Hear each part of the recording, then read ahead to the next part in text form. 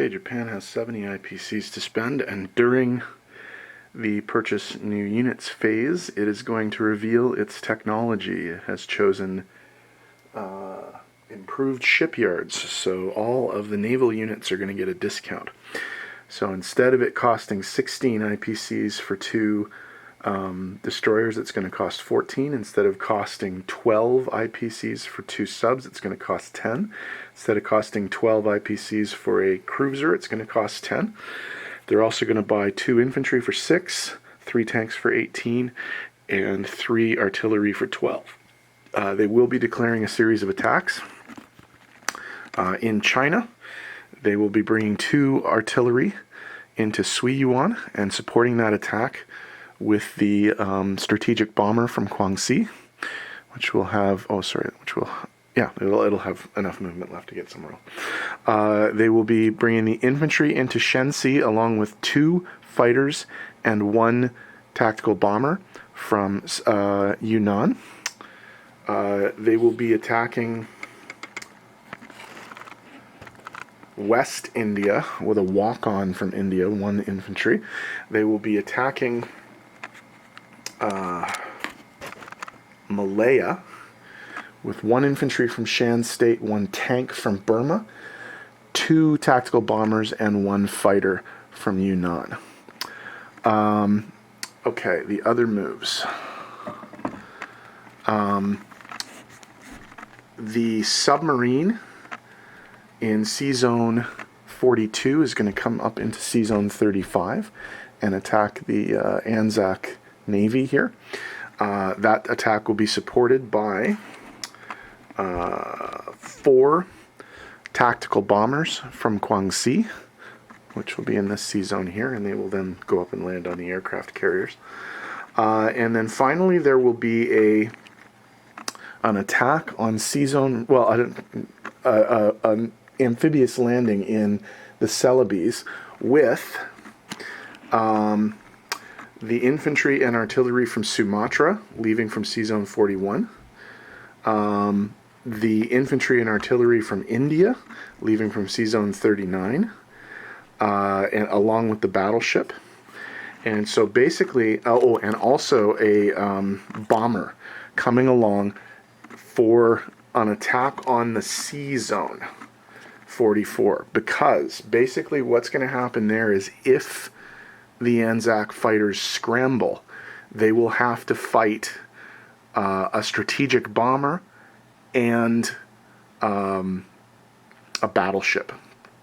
So they have a tough decision about whether or not to scramble to see if they can completely prevent the landing, or whether or not to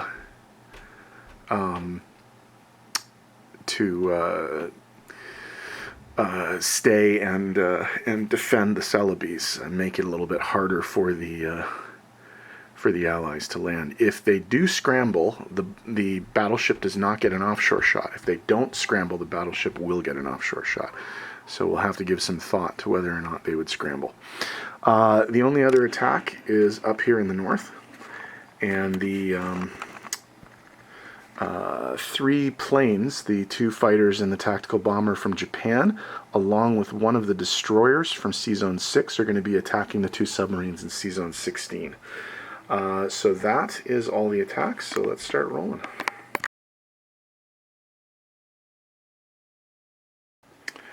Okay, this is the attack on Suiyuan. The Japanese are coming in with 2 artillery and a strategic bomber. 2 hits. The Chinese defend with 3 infantry. 1 hit. So the strat bomber flies away, and basically what we have is a 1-for-1 situation here. So, let's see what happens here. Hit. I'd be okay with a mutually assured destruction situation here. Hit. Okay, so Japan does not take the territory, but it does destroy all the units in the territory. So they don't get the dollar, but they do clear out the troops, which is good.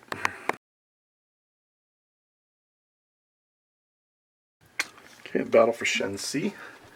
1 unsupported infantry, 2 fighters, and a tactical bomber with combined arms. So that's a 1, 2 3s, and a 4. All misses. Oh, jeez.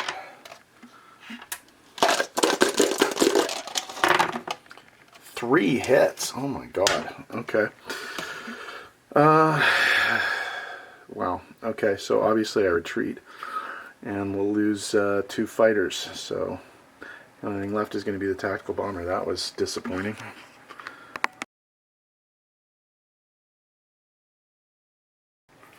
Battle for Malaya. Japanese coming in with an infantry, a tank, a fighter, and 2 tactical bombers. There is, however, a British AA gun, so they're going to get to shoot at all 3 planes.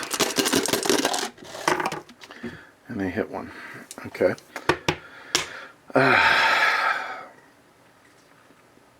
Lose the fighter.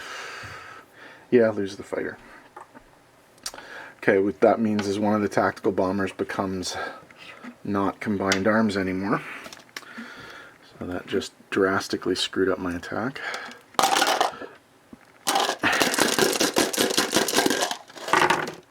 Two hits. So that's 1 of these and 1 of these.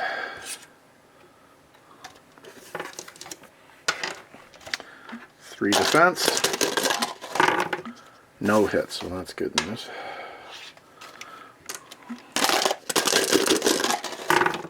Three hits, they only needed 2, so the battle is won. 1 hit, so they lose an infantry. So they take the territory with the casualties of 1 infantry and 1 fighter.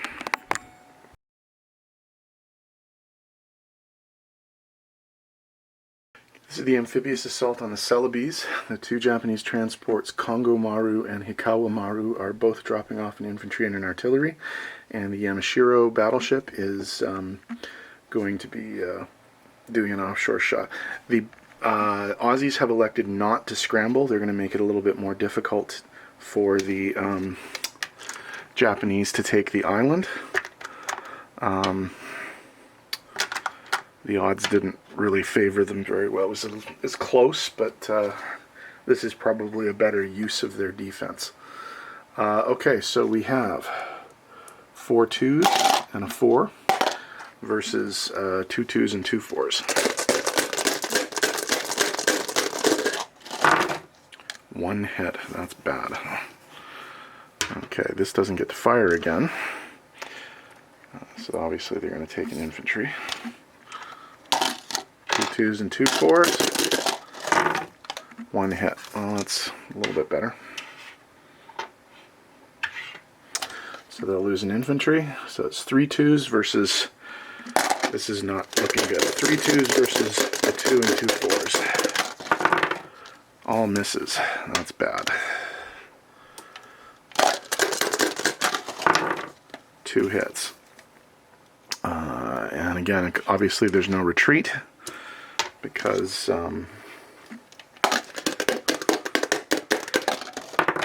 miss. Yeah. Because it's an amphibious. Miss. Okay, so massive fail of an attack. They only took out 1 infantry and everything else survived.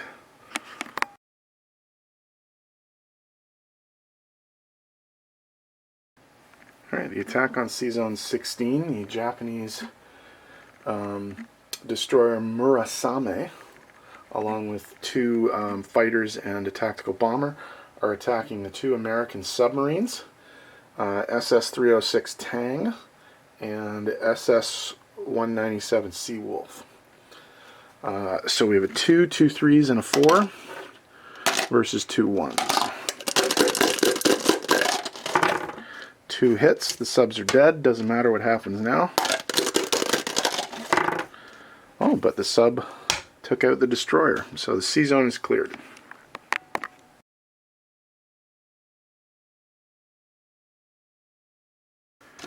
Okay, this is the attack on Sea Zone 35.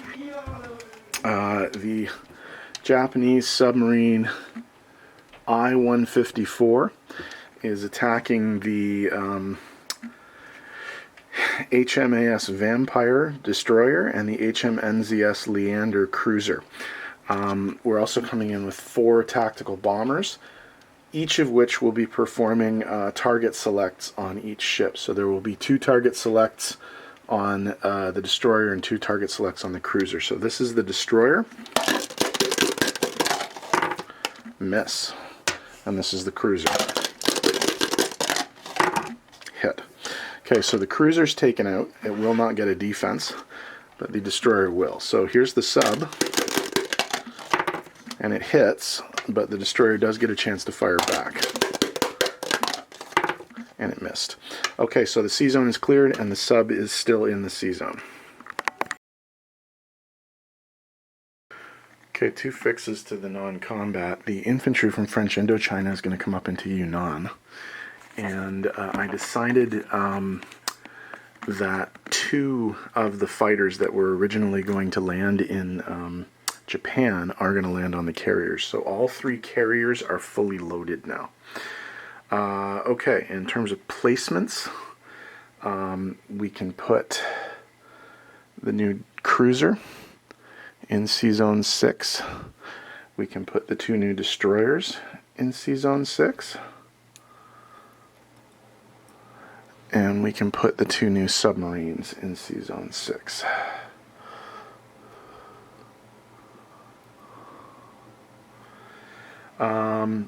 So that's destroyer, 2 cruisers, 2 subs, that's 5. We're going to put 2 more infantry in Japan, that's 6, 7. We're going to put 1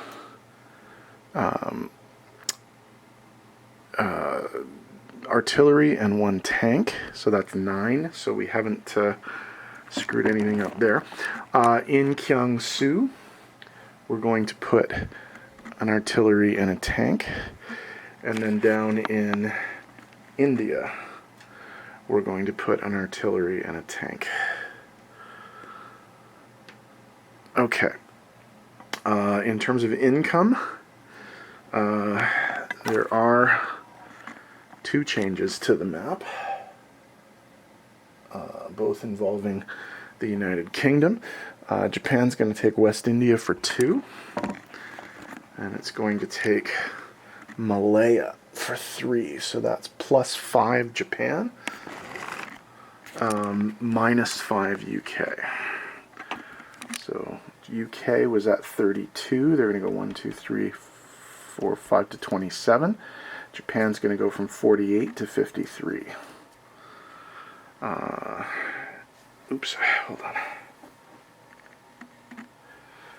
Okay, so in terms of the money, Japan has a base of 53. They are not being convoyed anywhere anymore because we got rid of those pesky Aussies. So that's 53 base income. Now in terms of national objectives,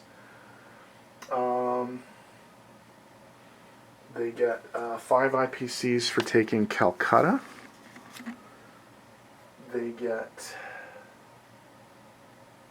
5 IPCs for controlling Burma. And that's it. Okay, so 53, they're going to get 63 IPCs to spend in this round, or in the next round. 63 IPCs, which is pretty good. Okay, disposition of forces. Let's start down here. In West India, infantry. In India, tank and artillery. In Sichuan, infantry, artillery, tactical bomber. In Kwaichao, artillery. In Yunnan, infantry and 2 tactical bombers.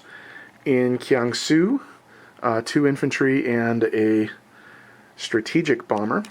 Way down there in Malaya, 1 tank. In C-Zone, let's move these so we can see. C-Zone 44, there are 2 transports and a battleship. In C-Zone 35, there's a submarine. In the Philippines, there are 2 artillery and an infantry. In the Carolines, there are 2 infantry and a anti-aircraft artillery. I think we said Kiangsu, tank and artillery. Manchuria has a strategic bomber, a mechanized infantry, 1 anti-aircraft artillery, and 13 infantry. 13 infantry. Okay, now the big one. Well, first we'll do Iwo. In Iwo Jima, there's an infantry. In Sea Zone 6, there are 3 fully loaded carriers, one of which has 2 tactical bombers and 2 of which have a tactical bomber and a fighter. There's a battleship, 2 cruisers, 2 destroyers, 3 submarines. On Japan itself, there are... How many fighters is this? I think it's 5. It is 5 fighters and 1 tactical bomber. There are 3 anti-aircraft artillery. There's 1 artillery. There's 1 tank, and there are 3, 6, 9, 13 infantry. 13 infantry. So that's Japan's turn. We will see what the Americans do with this big navy, whether or not they take a poke at the Japanese next turn. See what happens. Alright, non-combat. This infantry from India is going to be railed 1, 2, 3 into Szechuan. The tactical bomber that participated in the Shanxi attack is going to land in Szechuan.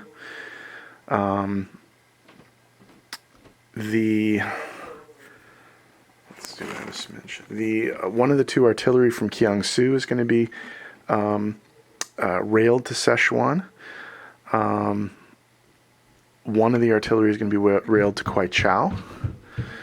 The plane that participated in the Malaya attack is going to be landing in Yunnan. The bomber it never ended up getting into battle, but the one that would have been in battle with the sea battle, had the Aussies elected to scramble, is going to make its way back to Kwangtung. The 4 tactical bombers that participated in the Sea Zone 35 attack will be making their way back to Sea Zone 6 and landing on those carriers. The 3 fighters that were in Guangxi will fly up to Japan and land there. The 2 fighters in Manchuria will land in Japan. The bomber involved in the Suiyuan attack will land in Manchuria. Am I missing any other moves? I don't think I am. I think that's all of them. Oh, of course, the 3 planes that were involved in the Sea Zone 16 attack will land in Japan as well. Okay, so that's all the movement. I'll be back in a sec with placement and money.